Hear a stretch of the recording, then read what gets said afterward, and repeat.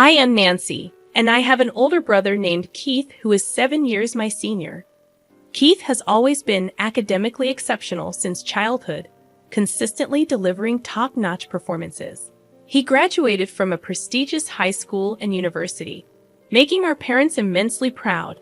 However, the constant praise and high expectations seemed to shape his personality in an unexpected way as he grew older. After completing his education and securing a new job, Keith decided to leave our family home. During his departure, he sarcastically remarked about being unable to endure the mundane life in our house any longer. I can vividly recall the mixed emotions on our parents' faces at that moment, surprise and a hint of sadness. In the past, Keith was a cheerful and cherished member of the family. Personally, I felt a twinge of anger. I never excelled academically or in sports like my brother did. My high school wasn't super prestigious, but I valued the warmth and love within our family. Both Keith and I owe our lives to our parents' support. It saddened me that he seemed to overlook the importance of our family bonds. As a child, Keith was my hero, handling everything perfectly and caring for me. However, as I approached graduation from high school, he began questioning the need for higher education and dismissed my pursuits. When confronted by our parents, he blamed them for his changed attitude. Despite the challenges, I persevered, entering a national university and securing a job at my dream company. My parents' encouragement helped shape me into a kind-hearted person. However, my brother's life took a different turn. He was already married, and neither my parents nor I had met his wife. One day during work hours, I received an unexpected call from my mother. Worried about the unusual call, I stepped outside to answer discreetly. My mother's voice, softer than usual, revealed that my father had suddenly fallen ill. Distressed by the news, I immediately informed my supervisor, rushed to the hospital, and hoped for the best. Entering the waiting room, I was met with my mother in tears, desperately seeking comfort. Anxious, I asked, "What happened, Mom?" I anxiously sat beside my mother, struggling to comprehend how my father, who seemed perfectly fine that morning, had suddenly ended up in this condition. My words tumbled out one after another as I asked the question that refused to settle in my mind. After a brief pause, my mother quietly uttered, "Your father has been diagnosed with cancer." Time seemed to freeze as the weight of her words sank in. The surprise and anxiety within me spilled out in my voice. My mother took a deep breath and, with a tone heavy with sadness, continued, "It's stage 4. The cancer has spread to the bile duct, and they said it's hard to remove it all." Her tears flowed uncontrollably, and I struggled to find words as I listened to this devastating news. Seeking a glimmer of hope, I inquired about the next steps in treatment. My mother nodded somberly, and after a short pause, the attending physician arrived to explain the detailed condition and treatment options. The grim reality hit us as we learned that the illness had progressed more than expected, with confirmed metastasis to other parts. The doctor conveyed the significant risks of surgery and the uncertainty of success. My mother and I, holding hands, tried to come to terms with this harsh reality. The doctor's matter-of-fact words emphasized the gravity of the situation. We were faced with crucial choices, continuing with chemotherapy or opting for support in a palliative care ward. The heavy silence in the waiting room was broken only by the ticking of the clock's second hand. As tears quietly streamed down my mother's face, I pondered how to approach the situation. Despite the challenging circumstances, necessary discussions needed to take place. Realizing the importance of including my brother Keith, I suggested contacting him immediately to make a decision together. With a forced smile, my mother admitted that she had already informed Keith, but he hadn't responded. Recalling my brother's nature and past events, I had a premonition of his potential reaction. Keith tended to get upset when seeking help, avoiding tough decisions. Determined to involve the entire family in this critical decision, I persisted in calling him. After more than 10 attempts, I finally heard my brother's slightly irritated voice. "Why do you keep calling me?" he snapped. Urgently and anxiously, I explained Dad's condition, questioning why he hadn't come to the hospital despite being informed. His response lacked empathy or understanding, shaking me to the core. Unmoved by the gravity of the situation, he dismissed it as unnecessary concern, stating, "There's no point in discussing further. I'm hanging up." Stunned, I was left reeling from the exchange. I found myself in a state of bewilderment, unable to conceal my astonishment at my brother's indifference. I was aware of his lack of a sense of family bond and gratitude, but the extent of his detachment was beyond what I had anticipated. When I returned to my mother, a look of concern was evident on her face.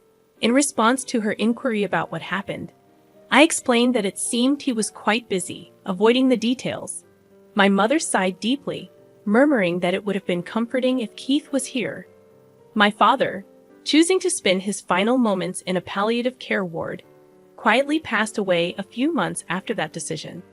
I conveyed this somber news to my brother over the phone and provided details of the wake and funeral. However, his response was cold, stating he was too busy with work to attend, urging us to proceed without him. True to his word, he didn't appear at our father's wake or funeral. Even my mother seemed shocked by this fact, likely never imagining her son wouldn't show up for his father's funeral. Both family and acquaintances expressed surprise and disappointment at his absence.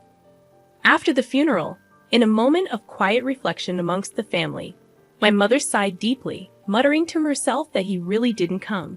I took her hand and reassured her, saying firmly, "Mom, let's not worry about him anymore. We have to let him walk his path. For now, let's cherish our memories of Dad." My mother tightly squeezed my hand in response, smiling and saying, "Thank you." Unexpectedly, the next day, my older brother appeared at the apartment where we live. His usual expression was replaced with an urgent restlessness. Without any greeting, he demanded to know, "Where is the inheritance Father left behind?"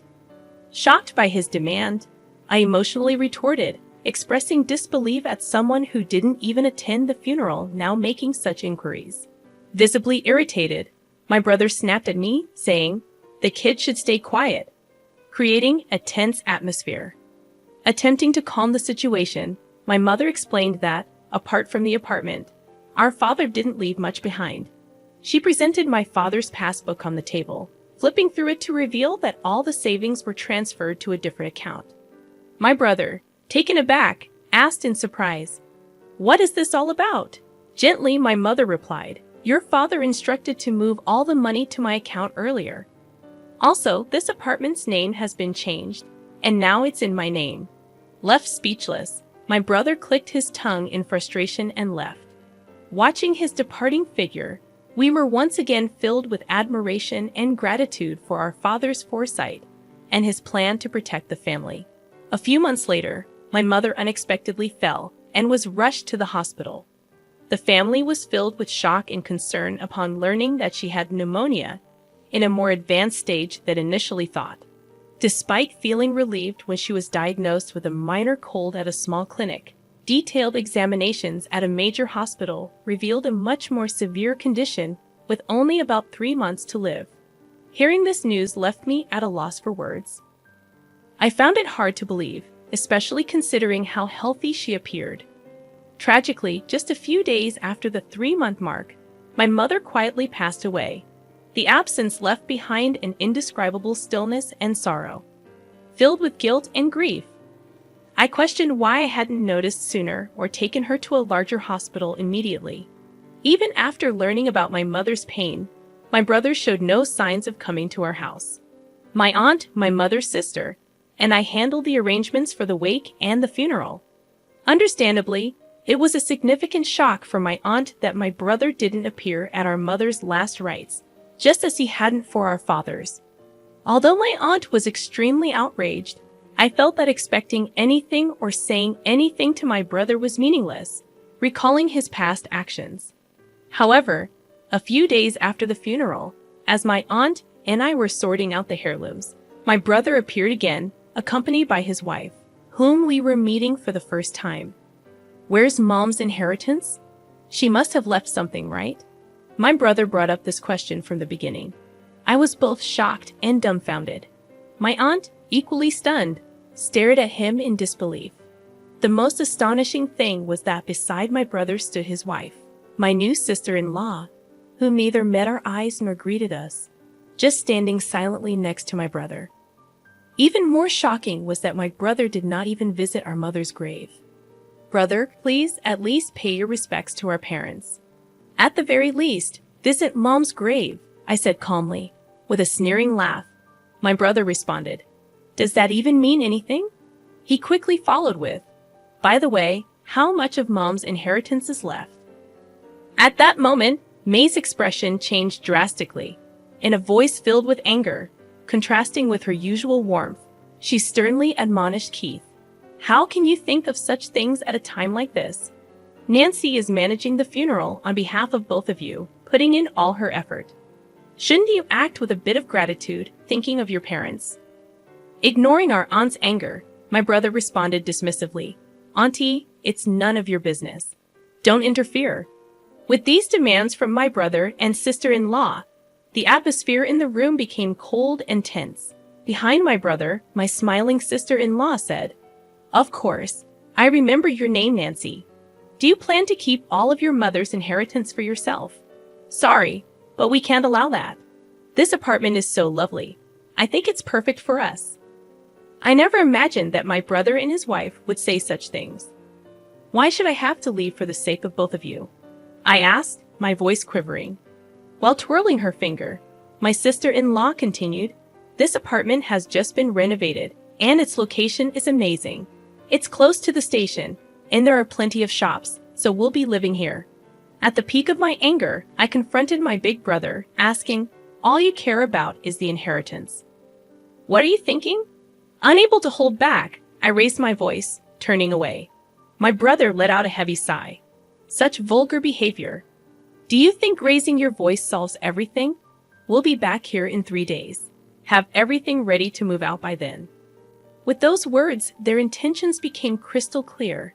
A mix of my anger and sadness bubbled up, and I couldn't stop my tears from flowing. But this wasn't just a one-time event. I had to think about what to do next. Determined, I wiped my tears, and my aunt gently tapped my shoulder, handing me a letter. The delicate handwriting of my mother adorned the envelope's surface. "What's this, Auntie?" I cautiously opened the envelope, my aunt explaining, "Your mother entrusted this to me for a just-in-case scenario. She told me to give it to you at the right moment." Tears formed in her eyes as I unfolded the paper inside. My mother's beautiful handwriting filled the page. "To my precious Nancy, if you are reading this letter, it means I'm no longer in this world. I'm truly sorry for our parting," it began. A warmth filled the back of my eyes, tears beginning to flow. The letter continued, "You might have Keith visit the house concerning the inheritance. But don't worry, everything that your father handed down to me is now yours." I was at a loss for words, unaware that my mother had thought this far ahead and prepared everything in advance. The letter expressed her apologies for leaving me alone suddenly, but mentioned she was at peace, having witnessed how much I had grown into a wonderful person. While learning is essential, it's not everything. The kindness and compassion you learn through your interactions with people hold the most value, she wrote. Expressing pride in me, my mother stated, "Your father and I were genuinely happy to see you grow up with such a warm heart until our last days." The letter conveyed heartfelt gratitude, leaving me overwhelmed. Despite the tears blurring the words, I was determined to take in every sentiment my mother had conveyed and continued reading. She revealed that, following my father's wishes, she had secretly changed the apartment's ownership to my name. "I'm sorry for using your seal without permission, but it was both your father's and my wish. Please don't be angry," she wrote.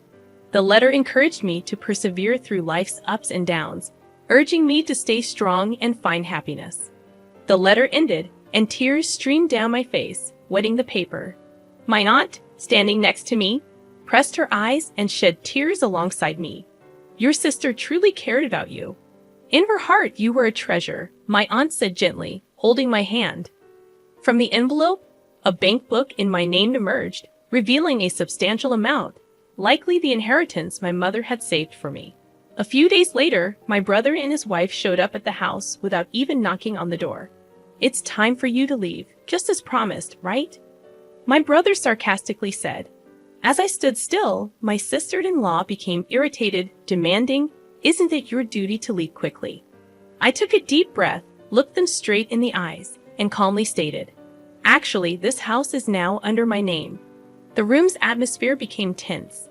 My brother and his wife looked at each other, exclaiming, "What kind of joke is this? I am the eldest son. I should inherit the house, right?" My brother said, clearly shaken. Beside him, my sister-in-law stared at me, saying, "This is the first I've heard of this." However, I had decided to state the facts. The house and the inheritance are all managed under my name, so there's nothing to divide. My brother frowned and insisted, "Then hand over half of that inheritance to us." I questioned, "But this money was left for my future and to ensure that I take care of the house.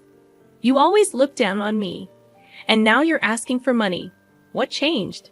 His face turned red, and surprisingly, my sister-in-law exclaimed, "Wait, what is this? This isn't what we were expecting." From what I gathered, my brother recently faced significant trouble at his job and was subsequently fired. Not only that, but he and his wife were moving from one-day job to another, seemingly in a tight spot financially. With my revelation, their expectations were shattered, and they began bickering, placing blame on one another. Calmly, I said, "This is my house now. If you make any unnecessary fuss, I'll call the police." Trembling with anger, they reluctantly accepted my words and left. Since then, I've had no contact with them. I deliberately deleted all their contact details and began a new life in this apartment, my treasure filled with memories of my father and mother. Now I have a loving partner by my side, and we plan to build a new family in this apartment. He respects my decision and proposed that we take the first step of our new life here. Our future is bright, and I want to pass on the warm love my parents gave me to the children we will have in the future.